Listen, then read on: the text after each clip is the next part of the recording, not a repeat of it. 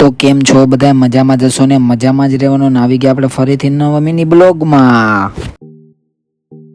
અને આ છે જીઓનો ટાવર. અને આજે તો આહેલા આપણે 50 લાખના બંગલા આગળ, અને સીધા જ પછી હાઈવે ઉપર, પછી બેડી ચોકડી આગળ પહોંચવા આવ્યા હતા.